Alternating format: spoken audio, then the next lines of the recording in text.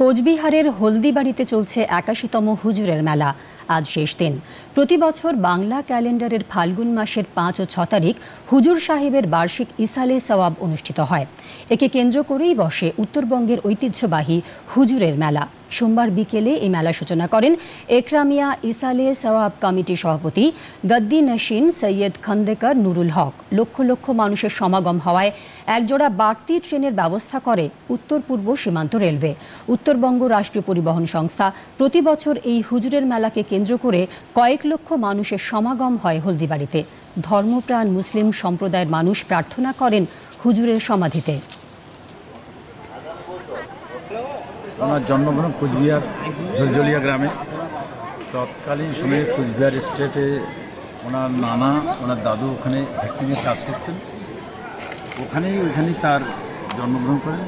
পরবর্তী শৈশবকাল কিছু কাটানোর পর উনি মুর্শিদাবাদে চলে যান।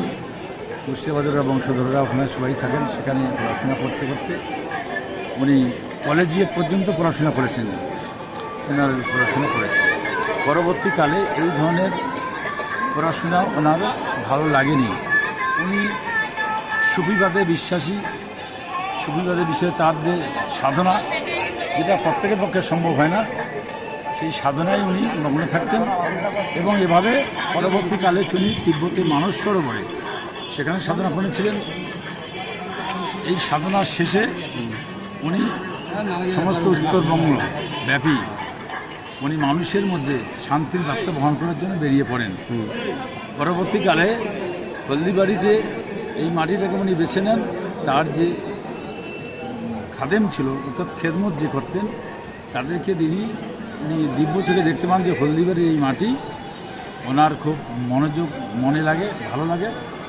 তখন খাদেমদের বলা হয় যে এই জমির মালিককে, সেভাবে জমিটা মালিকের কাছ থেকে উনি পয়সা দিয়ে কিনে নেন, অর্থাৎ এই জমিটাতে উনি ক্রয় করেন।